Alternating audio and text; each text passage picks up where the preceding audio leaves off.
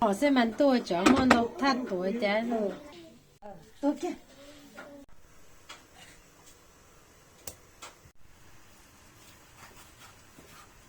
trong một hô họ lúc cậu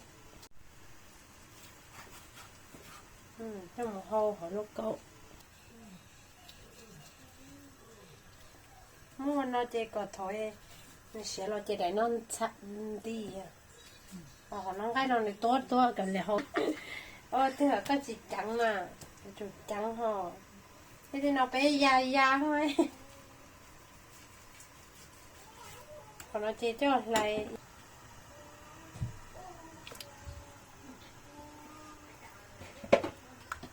mới giờ nó không có tan trôi thế ôi plei không đấu thổ rồi là không nó thôi chèn nó cũng cho nhện nó sẽ tôi chỉ nhện nó hả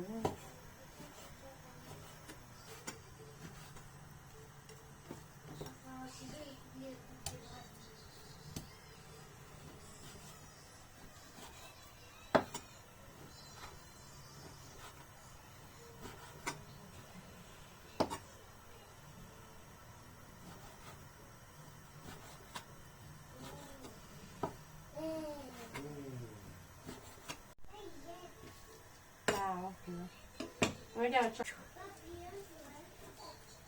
nó mới giờ lá sơ phở nó lên liếc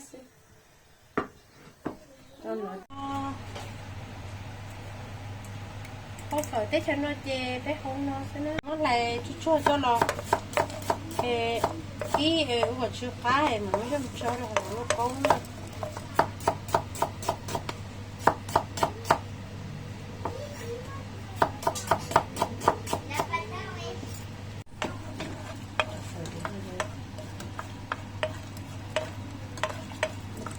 cái gió có xuyên mà không phải tôi chưa khai rồi mất tiền nó mới đẹp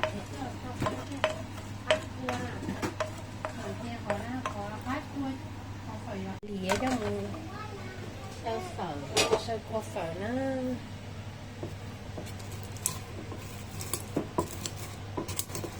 cho ăn gì ở đây rồi lại lô móc khu nó còn cái tăng sao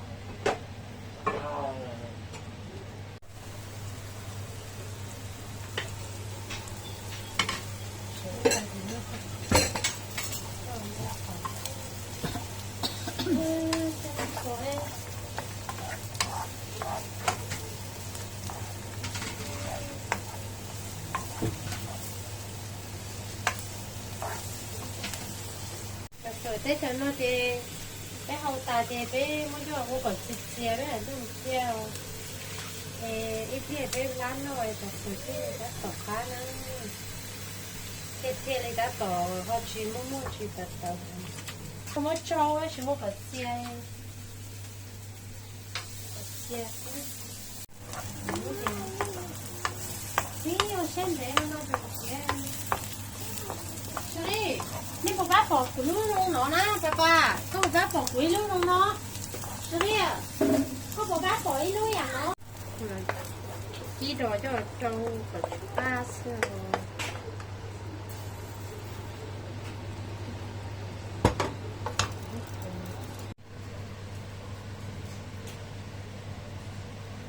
อันนี้จะชัดซอสป่วยจะlúc này nó cũng chưa hàng đợi cho lo cho phở cái nó coi chả có chú lấy cái lúc nào hô rồi lại rồi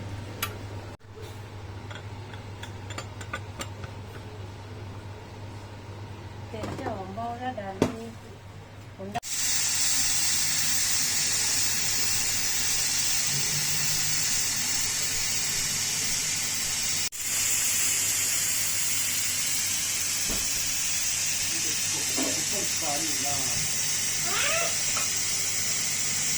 thì trong hai đầu có xe ha ô ngay chẳng được tàu heo này tay ơi ô dỗ qua lâu ta bây giờ sao tàu heo nó xì lái rồi nó được cái hậu cái nhưng mà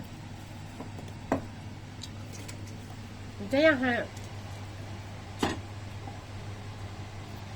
nó tụi có cha cho hậu không biết khác quá nó chỉ cho đen gì đó cái tàuต้องมาสวมเป็นอ้อใช่กันซ่อนตัว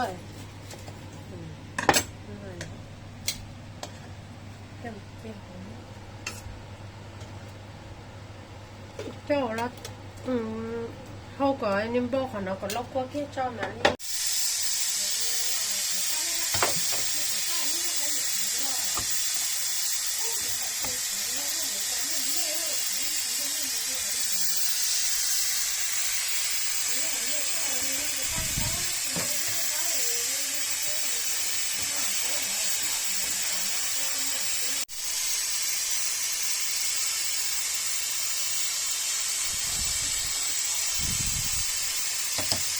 จะเป็นเนาะโอ้ว่าเจ้า phải chỉ luôn này เนาะว่าเจ้าป้าว่ากูด่าน้องเชื่อกูตัวจีกันเนาะป้าก็วันนั้นอยู่อ่ะว่าฉันก็ให้จีกันเลยไปแล้วก็เจ้าเลยแต่เจ้าเนี่ยเขาจะไม่เหลือก็จีเนี่ยจีเจ้าหรือว่าไม่หนักไปนะ mà nó chỉ ưa vịn cho lọ phở cho bé nó mà đó là cho nhà bớt xa nhiêu thiên cái nhiêu chẳng mua chỉ tao rong chỉ cụ thể là chỉ ở luôn vô nó cho nó ở xìa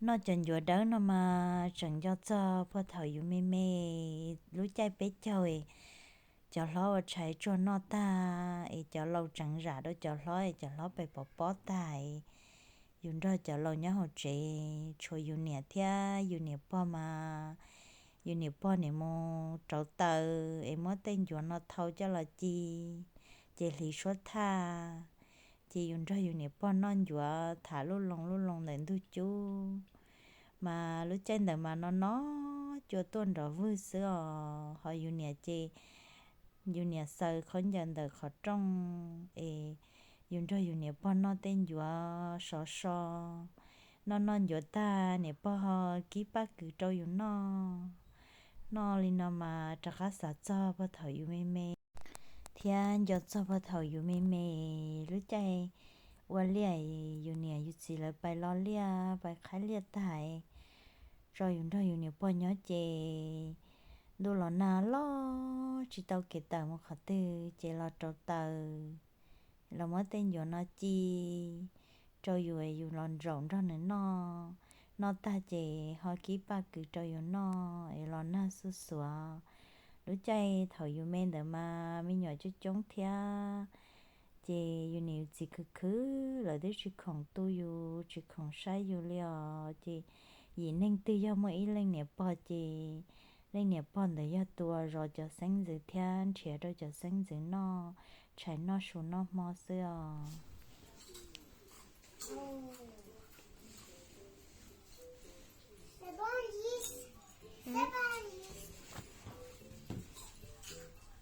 Này nó dinosaur. Dinosaur. Lên mà cả đi. Ê. Wow. Thế sao?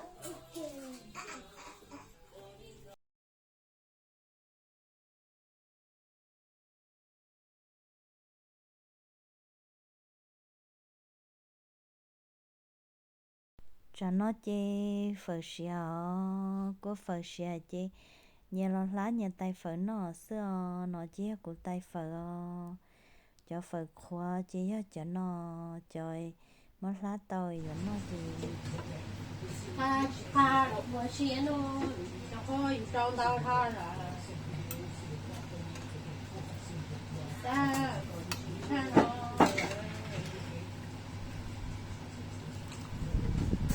tao cũng mất xả lại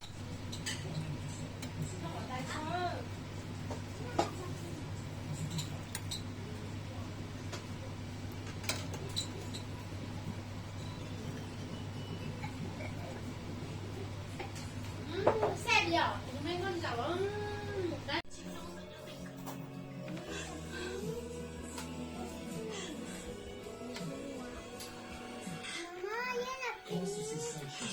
ai chỉ tao chặt ai xuống cái nhộng ai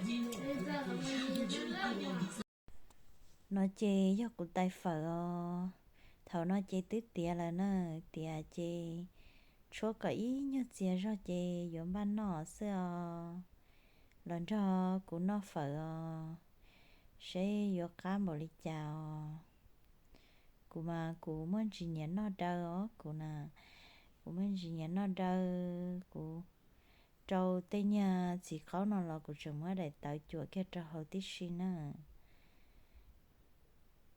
nó chỉ cú đã xì cái chúa cái nó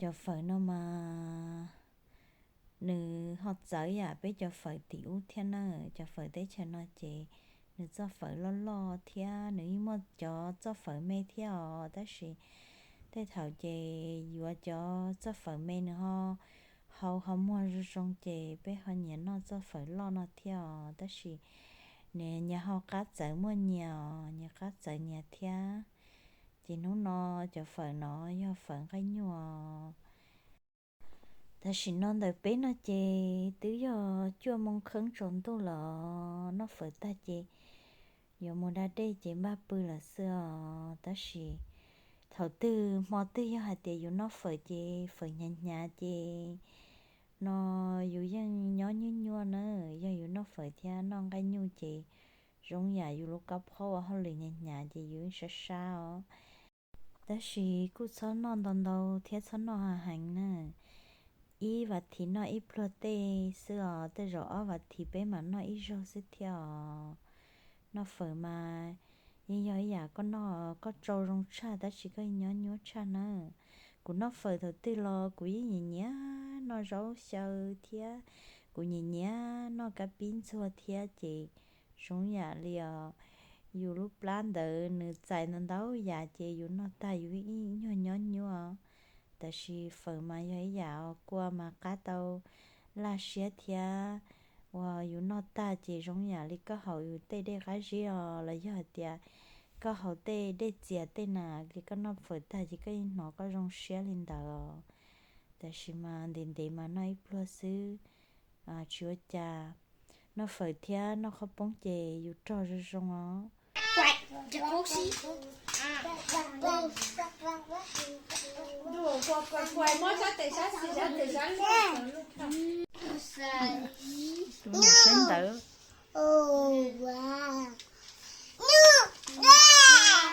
sao tại đây nữa kia nó rất là yêu kia sao đây là trời chỉ sao mà thiên thôi là họ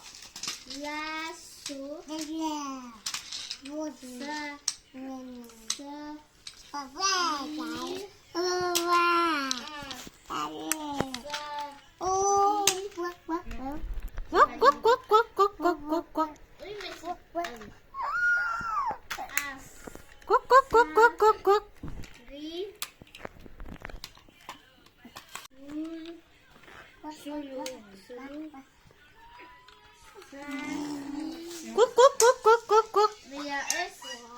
Non, t'as dit ça 6. Hein?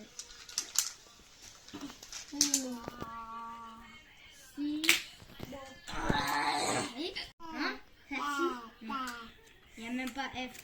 Fafi, t'as dit. J'ai pas dit Fafi. T'as dit quoi? T'as dit quoi? Salut. Non. Si c'est salut, il y aura un U. Salut. Il est où le L? Ça commence par quelle lettre?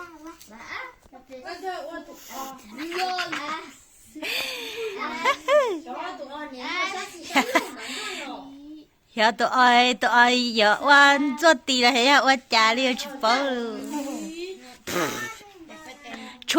chúa lính nhu là chúa lính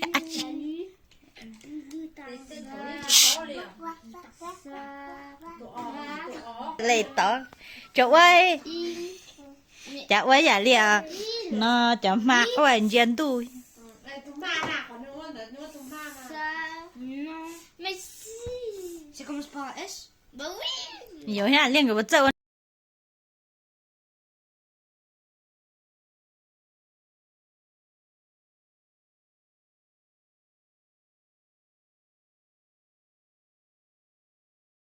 cái sáng nay là rồi dọn thôi cái sến tại mà nên nó tôi dùng cái dùng sốt sợi dây này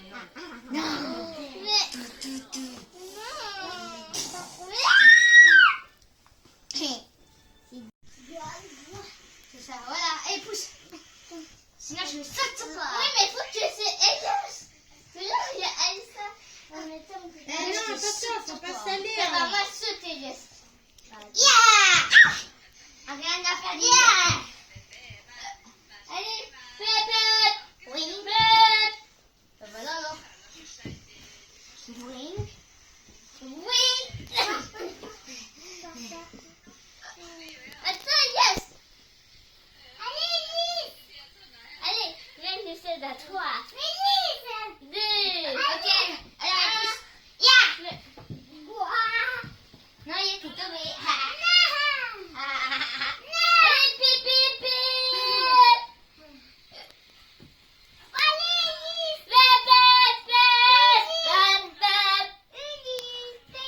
C'est bon, je l'ai. Alors. Ok. Hop. On en a 4. Et tu vas voir. Ouais. Et allez. Si tu vois.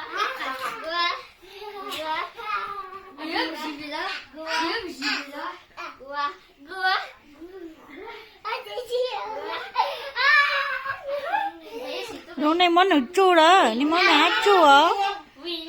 pas toucher tes deux elle veut pas Oh, t'as les là. ấy sao chỉ cả nét đi là nét sao đẹp sản trên treo Đấy,